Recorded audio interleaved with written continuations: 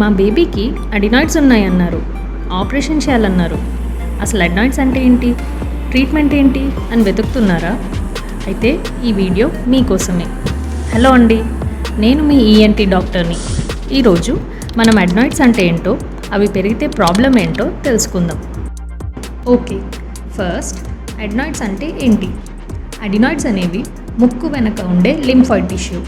అవి మన immune system అంటే రోగనిరోధక శక్తిలో ఒక పార్ట్ అన్నమాట.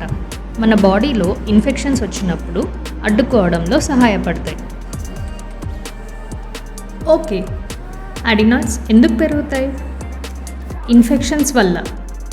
అవి బ్యాక్టీరియల్ కావచ్చు, వైరల్ కావచ్చు. అలర్జీల వల్ల. జెనెటిక్ అంటే జన్యుల ప్రభావం వల్ల. లేదంటే పర్యావరణ కారణాల వల్ల అంటే పొగ, కాలుష్యం లాంటి వాటి వల్ల కూడా అడినాయిడ్స్ పెరగచ్చు. సరే, అడినాయిడ్స్ పెరిగితే ప్రాబ్లం ఏంటి అని అడుగుతారు. ప్రాబ్లం ఏంటంటే ఇవి ముక్కు వెనుక పెరుగుతాయి కాబట్టి పిల్లలు ముక్కు నుండి గాలి తీసుకోవడానికి ఇబ్బంది పడతారు. దీనివల్ల నోరు తెరిచి పడుకుంటారు, గురక పెడతారు, అలాగే నిద్ర కూడా డిస్టర్బ్ అవుతుంది. అంతేకాకుండా చెవిలో ఇన్ఫెక్షన్స్ వస్తాయి, ఇంకా వినికిడి సమస్యలు కూడా వస్తాయి.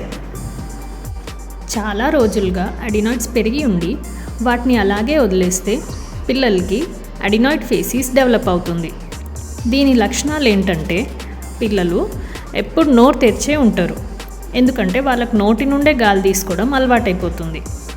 పళ్ళు సరిగా పెరగకపోవడం, దగ్గర రావడం, ఒకటి మీద ఒకటి రావడం, ఫేస్ డల్గా ఎక్స్ప్రెషన్స్ లేకుండా ఉంటుంది, అలాగే పొడుగ్గా కనిపిస్తుంది, కళ్ళు కూడా లోపలికున్నట్టు అనిపిస్తుంది. సో మీ పిల్లల్లో ఈ లక్షణాలు ఏమైనా కనిపిస్తే అశ్రద్ధ చేయకుండా వెంటనే మీ ఈఎన్టీ డాక్టర్ని కలవండి. మీకు ఇంకేమైనా డౌట్స్ ఉంటే కింద కామెంట్ చేయండి, నేను ఆన్సర్ చేయడానికి ట్రై చేస్తాను. మీకు ఈ వీడియో నచ్చితే లైక్ చేయండి, కామెంట్ చేయండి, అండ్ ఇంకా ఇలాంటి ఇన్ఫర్మేటివ్ వీడియోస్ కోసం మా ఛానల్ని సబ్స్క్రైబ్ చేయడం మర్చిపోకండి. నెక్స్ట్ వీడియోలో అడినాయిడ్స్కి ట్రీట్మెంట్ ఏంటి, ఇంకా దాని సర్జరీ గురించి మీకున్న అన్ని క్వశ్చన్స్కి ఆన్సర్ చేస్తాను. So stay tuned.